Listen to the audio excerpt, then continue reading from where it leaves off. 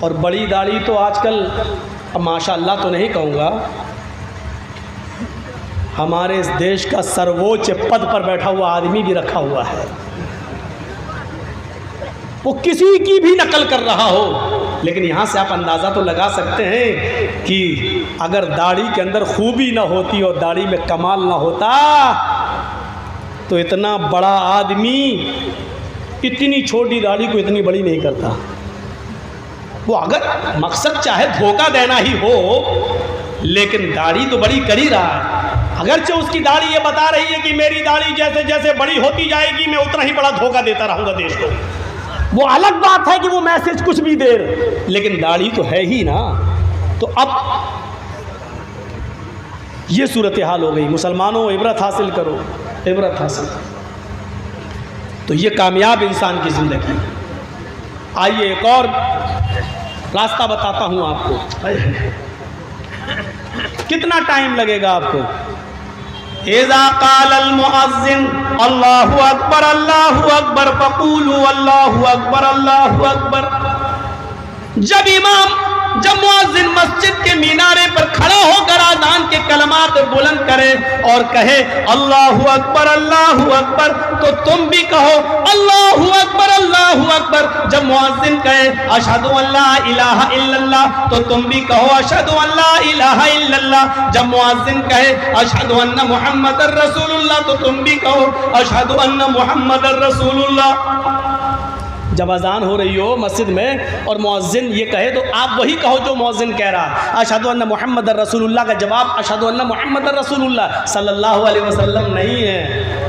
بہت سے لوگ کیا کرتے ہیں اشہد ان محمد رسول اللہ، مؤذن نے کہا صلی اللہ علیہ وسلم، یہاں صلی اللہ علیہ وسلم نہیں پڑھا جائے گا، اشہد ان محمد رسول اللہ ہی اس کا جواب ہے۔ اور جب مؤذن کہے حی علی الصلاۃ فقولوا لا حول ولا قوۃ الا باللہ، یہاں کہا جائے گا لا حول ولا قوۃ الا باللہ۔ جب مؤذن کہے حی علی الفلاح تو تم کہو لا حول ولا قوۃ الا باللہ۔ حی علی الصلاح حی علی الفلاح پہ لا حول ولا قوۃ الا باللہ، اور پوری اذان ہو بہو اسی طریقے سے مؤذن کے کلمات کو دہرانا ہے۔ اس کے بعد انعام کیا ہے؟ فرمایا جس نے مؤذن کے اذان کے کلمات کو دہرایا ثم قال اللہم رب هذه الدعوة التامة والصلاة القائمة آت محمدا الوسیلہ والفضیلہ وابعثه مقاما محمودا الذی وعدتہ۔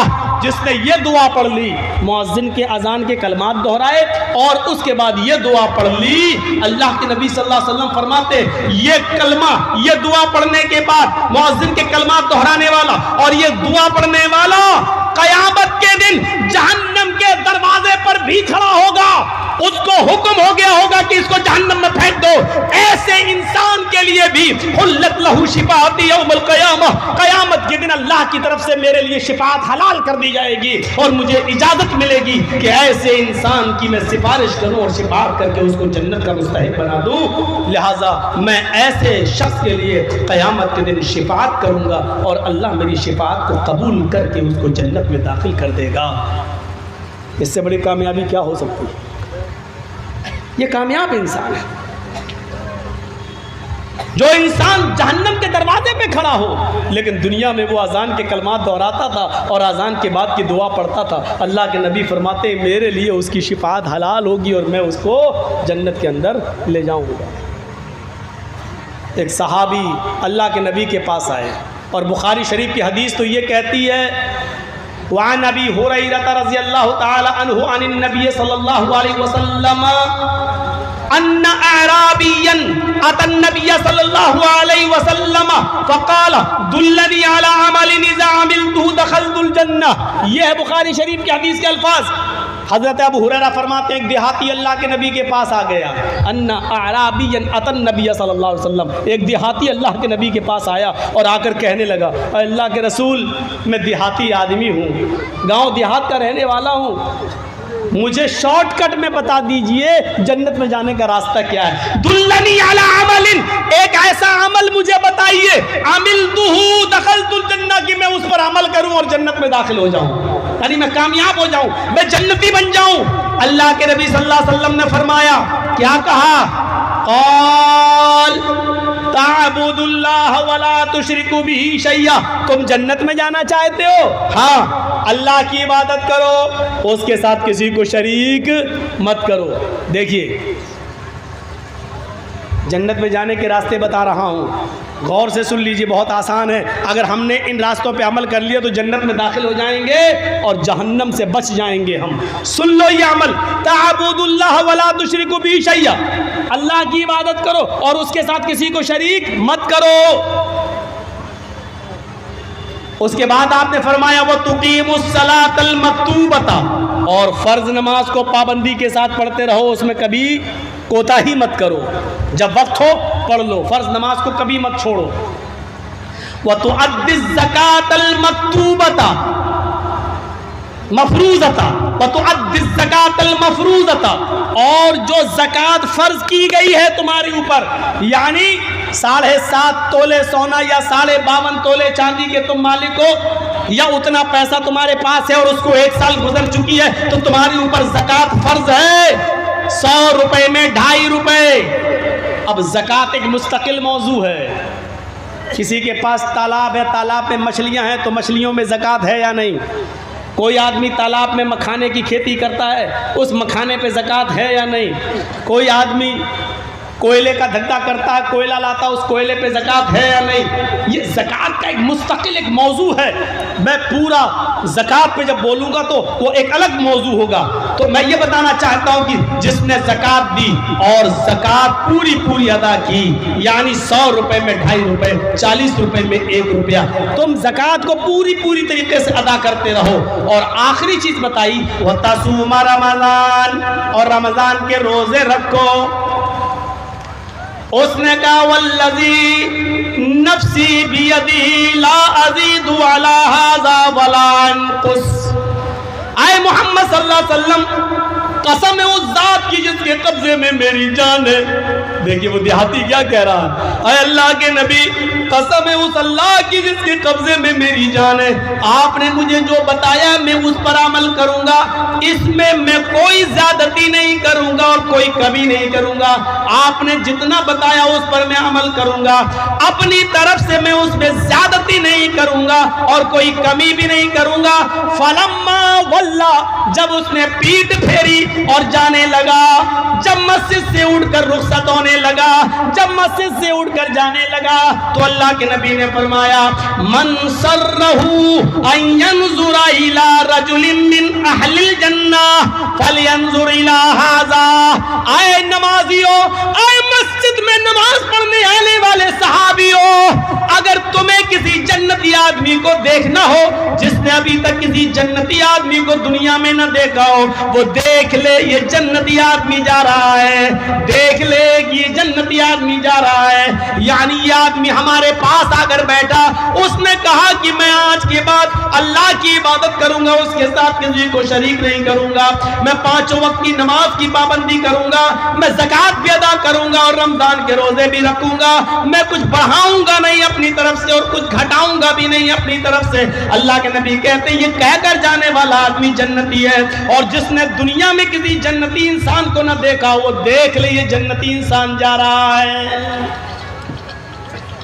یہ جنتی انسان جا رہا ہے، یہ ہے کامیاب راستہ، یہ جنتی ہے۔ ایک اور حدیث کے اندر آتا ہے کہ من صلی البردین دخل الجنہ، جس نے 2 ٹھنڈی نمازیں پڑھی وہ جنت میں جائے گا۔ لو ٹھنڈی نمازیں کیا ہوتی ہیں؟ بخاری شریف کی حدیث ہے من صلی البردین دخل الجنہ، جس نے 2 ٹھنڈی نمازیں پڑھی وہ جنت میں جائے گا۔ 2 ٹھنڈی نمازوں سے مطلب فجر کی نماز اور دوسری عصر کی نماز، یہ دونوں نمازیں ٹھنڈی کہلاتی ہیں۔ یہ بڑا مشکل کام تھا عرب کے لوگوں کی نظر میں، وہ رات میں جب تھکے ہوئے آتے تھے سوتے تھے تو فجر میں جلدی اٹھ نہیں پاتے تھے، اور دوپہر میں جب محنت کر کے آتے تھے اور دوپہر میں کھانا کھا کر جب لیٹتے تھے قیلولہ کرتے تھے تو عصر میں نہیں اٹھ پاتے تھے۔ یہ 2 نمازیں بڑی بھاری تھیں اور لوگ ان دونوں نمازوں میں بڑی سستی کرتے تھے، اس لیے ان دونوں نمازوں کی اہمیت بتائی کہ ان نمازوں کی پابندی کرنے والا فجر اور عصر کی نماز کو اہتمام کے ساتھ جماعت کے ساتھ پڑھنے والا جنت کے اندر داخل ہوگا۔ اس کا یہ مطلب نہیں ہے کہ فجر اور عصر ہی کی نماز پڑھیے جنت میں چلے جاؤ گے، مغرب چھوڑ دو، عشاء چھوڑ دو، نہیں میرے بھائیوں، ان دونوں نمازوں میں آدمی بہت سستی برتتا ہے، فجر میں جلدی اٹھ نہیں پاتا ہے، اور عصر میں دوپہر میں محنت کر کے آیا سو گیا تو عصر میں جلدی سے اٹھنے کو دل نہیں کرتا۔ دوپہر میں بھی سونے کا قیلولہ کرنے کے عادی تھے وہ لوگ، اس لیے دوپہر میں بھی نہیں اٹھ پاتے تھے عصر میں، اور فجر میں بھی نہیں اٹھ پاتے تھے، اس لیے نیند سے اٹھ کر نماز پڑھنا مشکل تھا۔ اس لیے اللہ کے رسول نے فرمایا صبح بھی نیند کی قربانی دو اور عصر میں بھی اٹھو، دوپہر کے بعد سوتے ہو تو ادھر بھی نیند کی قربانی دو۔ جس نے نیند کی قربانی دے کر فجر اور عصر کی نماز کو پڑھا وہ جنت کے اندر داخل ہوگا۔ یہ جنت میں جانے کا ایک راستہ بتایا جو کامیاب مومن کی ایک نشانی ہے، کامیاب مومن کی ایک نشانی ہے، یہ راستے بتائے۔ آئیے ذرا معاملات پر آ جائیں، معاملات پر آ جائیں، یہ تو عبادت ہو گئی، معاملات پر آ جائیں اور دیکھ لیں ایک راستہ۔ اللہ کے نبی صلی اللہ علیہ وسلم نے غالباً ظہر یا عصر کی نماز پڑھائی، یہ مجھے شک ہے۔ اللہ کے نبی صلی اللہ علیہ وسلم نے ظہر کی یا عصر کی کوئی نماز پڑھائی، نماز پڑھانے کے بعد سلام پھیرا، السلام علیکم ورحمۃ اللہ، السلام علیکم ورحمۃ اللہ۔ اب اس کے بعد چہرہ کر لیا نمازیوں کی طرف، بیٹھ گئے، پڑھنے لگے تسبیح پڑھنے لگے۔ اللہ کے نبی صلی اللہ علیہ وسلم نے دیکھا ایک صحابی اٹھے، بھائی بہت سے لوگ نماز پڑھنے آتے تھے مسجد میں، ایک صحابی اٹھے اور وہ جانے لگے اپنے گھر کی طرف۔